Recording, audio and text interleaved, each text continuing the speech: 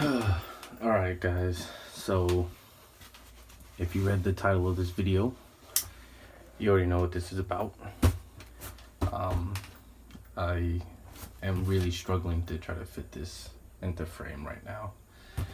So you're gonna have to bear with me with this very bad setup. So right now, what I ordered this first week was just the M4 kit, another one, and the M16 outer barrel and the M16 length inner barrel for this gun. I didn't want to order all the parts all at once to convert it to an M16.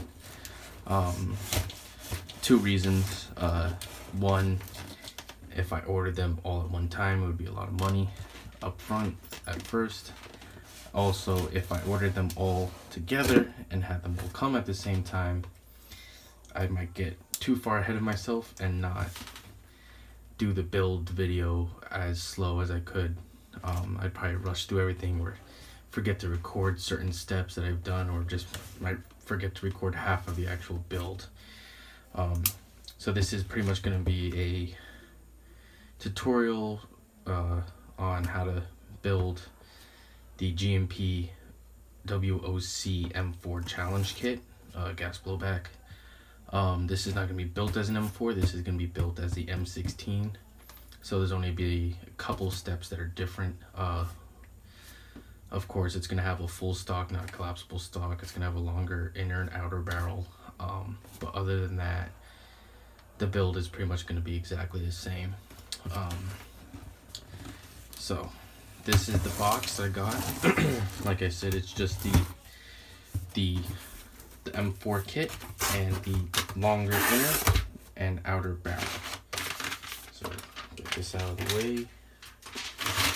Get the packing paper out of the way. So this is the box that has the kit. If you just buy the M4, this is what you'll get. It's just a normal M4 kit, as you can see upside down. But what you have to order extra to make an M16 is a 510 millimeter WA gas blowback. This says M16A4, can work on any M16 length WA system. So yeah, it says M16A2/A4. You can use it if you want to make an M16 Vietnam model, or if you want to make an M16 A1, I guess. You can use these as long as it's the right length, which is in this case 510 millimeters, which is about 20 inches, which is the barrel length of an M16. So here's the longer outer barrel for the M16. Let me just cut this open actually and show you. So the outer barrel doesn't come with anything. It doesn't come with a front side post, doesn't come with anything, D-ring, slip ring, barrel nut. It just comes the outer barrel. It's all one piece, anodized aluminum. Let's see, you have some markings up here. If you can tell, if I can focus, there we go. That's C MP 5.56 NATO 1-7. These are just markings on that you might find on a real M16 or AR-15. 5.56 is the caliber of the real gun. NATO is just the type of round, because there's multiple 5.56 rounds. There's the NATO round though is 5.56 by 45 millimeter, which is a NATO. 1-7 just is on a real barrel. You have the rifling inside the barrel. 1-7 means for every 1 inch, the bullet will turn 7 times, or I believe that's what it is. Maybe it's one turn every 7 inches. I'm pretty sure it's one revolution for every 7 inches. Barrel twist on a real gun depends on what weight ammo you're using. Depending on the different type of weight of bullet that you have, the twist can either make it less accurate or more accurate. It all depends. But for 5.56 NATO, standard ball ammunition for what the military uses. A 1 in 7 twist was found to be the most accurate. But yeah, this is the outer barrel. You'll see what the outer barrel in the M16 or the M4 kit looks like. It's going to be pretty similar. I'm not going to open this up because I don't want to bend it or anything. This is the Angel Customs SUS 304 stainless steel. It's a 510 millimeter, like I said. It's a 6.01 inner diameter Type 4 barrel. Angel Custom, I've heard a few people saying that their stuff is not so good and that it's sort of hit and miss in terms of quality control. But the thing is that all the reviews I've read about it, they said is really good. I've even searched up reviews on the actual outer barrel and its performance. Somebody actually did tests side by side with a normal stock barrels, which are usually around 6.06 millimeters, and I couldn't find one for the actual gas WA system. I found them only reviews like that for the AEG style barrels. But the AEG barrels are the same inner diameter, same steel, the SUS 304. The only difference between the AEG and the WA cutouts, or the WA barrels, inner barrels, is that the cutout for the hop-up bucking and the notches in the chamber of the inner barrel are a little different to fit the WA style hop-up unit. That's the only difference between AEG or different brands of gas blowback pistols or rifles, is that the buckings are a little different. The hole cutout for the buckings and the machined divots or lines in the barrel are different. That's the only difference between the same type of barrel but for AEG or a different type of gas blowback gun. Let me get this box out. Whoa.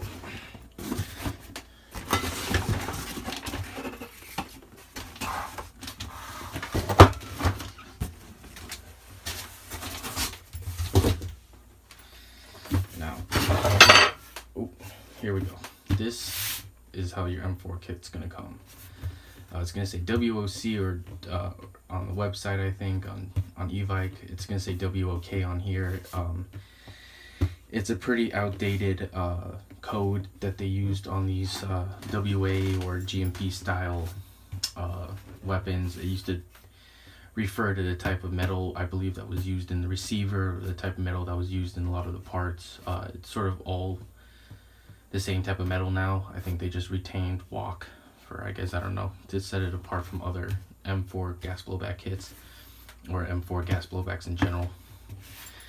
So yeah, it's pretty self-explanatory. It's the kit. It's a M4A1. This is the AR-15 style. They have Fighting Cat, Zombie Killer, I think Navy SEAL or Punisher one. But the only difference between those different kits and this kit is the laser engravings on the receiver. That's about it. There's no internal or external besides markings that I saw different. So you just pretty much pay extra for special laser engraving on the lower receiver. That's the only difference. Manual. Well, you'll see more into detail when I do the actual build series. The manual is decent. You just gotta really pay attention, look closely, take your time if you're new to this. This is my third kit. I've also assembled real ARs and real M16, so actually these are pretty damn similar to real steel firearm. You can't convert it at all. The tolerances are different. They have the upper and lower receivers are a little bit different in terms of spec. But yeah, so here we go. Buffer spring. You're gonna get stock these plastic handguards, which I now have like 3 sets of. Can't use these either for the M16 build because obviously they're too short. They're for an M4 length barrel. I believe these are 9 inches long. The M16 is 12 inches. I can't really use much of here. Here you have the barrel nut, the spring-loaded D-ring for the handguard retention. That's about it I can use from this bag. The stock and the buffer tube and this little plate I can't use, or the castle nut. Those are all for the M4 style crane stock. So pretty much I'm only using this one circle piece right here, which is the barrel nut, D-ring and the D-ring spring and clip.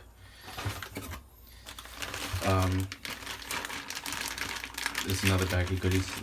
Buffer, charging handle, forward assist mechanism, gas ring I can't use either because this is for an M4 length, so this is too short. This is just for show anyway. There's no actual function pretty much at all. You got dust cover, fire selector, you got a clone of a Knight's Armament backup rear iron sight, which are really nice. I really like these. I actually keep them even if I don't really use them because they're just really good clones and they're very good quality. You got trigger group in here, hammer. You got the little housing right here. This holds the spring in and the D10 for the fire selector, so it stays in a certain position. This also holds the buffer and the buffer spring in the buffer tube. There's a little spring that comes out this way. You'll see more of it in the build. You got some of these little shiny shims right here. You got small shims that are about 1/2 inch for the flash suppressor or flash hider, and then you got these bigger ones which are actually for the barrel nut in case if you need to shim the barrel nut a little bit to get correct alignment. A lot of this I'll go over during the actual build process. Full auto sear, all of this stuff pretty much I'm not going to use. Buffer, I'm going to use the trigger guard, I'm going to use dust cover obviously, magazine release, backup iron sight, and the bolt lock assembly, which is in charge of also having the firing pin for the gas valve on the magazine. That I'm going to use, but most of this I'm not going to use because one, it's either for an M4 or I'm actually putting an RA Tech steel 3-round burst trigger group. The 3-round burst trigger group I have currently in my oldest M4 model. Swapping it out from there and putting it into this gun to make it a true M16A4. If you don't know, the M16A4 is a weapon with a 20-inch barrel, full stock obviously, but its fire capabilities are only safe, semi, and 3-round burst. So if I were to use the stock trigger group, that would make it more of a M16A3, which has full auto, I believe. I'm pretty sure M16A3 is the one with a full auto and semi. So to make an M16A4, which is a weapon I use in the Marine Corps, it's going to have a 3-round burst trigger group. This I'm not using. This is the stock 14.5 inch outer barrel and inner barrel. This is what that looks like. The shorter barrel here. Let me get the new barrel. New barrel and old barrel. So I gain, let's see, 4.5 inches of inner barrel and outer barrel, so I should give my FPS some increase. My new barrel being a tight bore should also help with accuracy and increase the FPS as well. So I'm hoping this gun will shoot around 380, 400 on .2s. Probably not. I'm probably gonna shoot over on .2s. This being a DMR long range, I'm gonna shoot .25s with it. So that's probably gonna shoot around 400 with .25s. So yeah, I'm not using this because this is M4.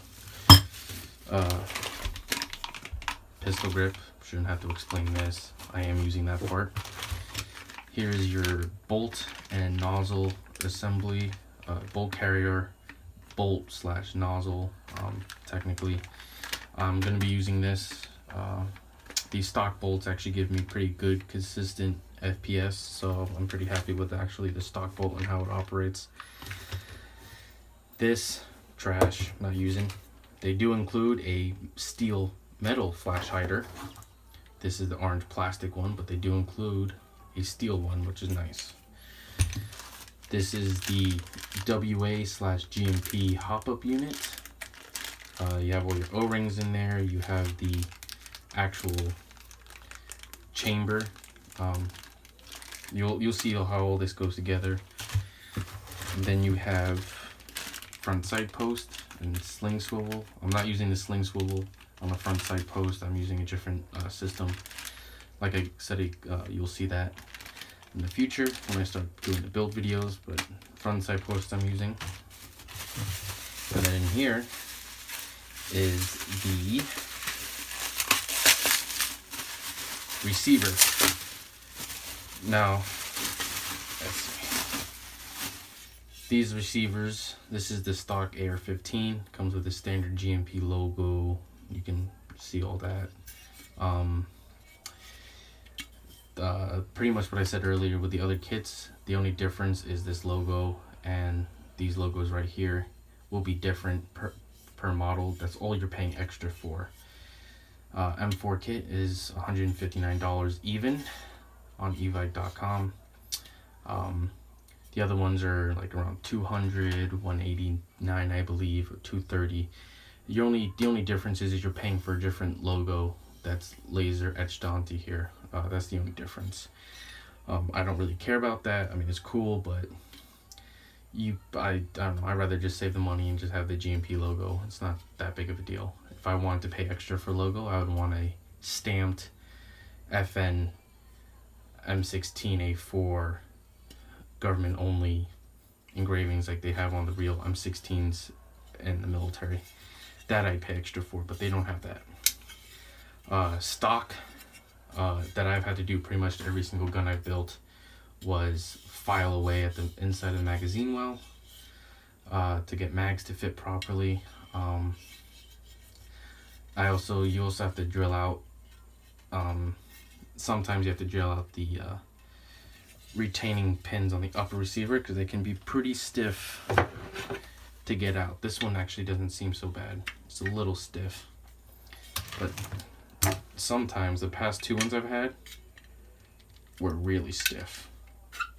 This one's actually not too bad, but yeah, here you go. So sometimes you have to drill that out or sand it out just a little bit to get it to come out easily. The front ones actually come out easy. They don't require too much work. Actually, I never really touched the front pin retention. There you go. There's no oil on these, so that's probably why they're a little too rough. But yeah, that's pretty much it. That's the unboxing for the first order of my M16A4 gas blowback rifle kit by GMP. They used to sell, or you can buy from overseas, an actual M16 kit from GMP. It's pretty much the same kit like this, but comes with the M16 full stock, M16 barrel, and hand guards and all that, and inner barrel. But to pay for overseas shipping would be almost $100. So I decided just to buy from evike, use the free shipping I usually get, and just order the parts that I need to make it an M16. But yep, that's pretty much everything. A whole big mess.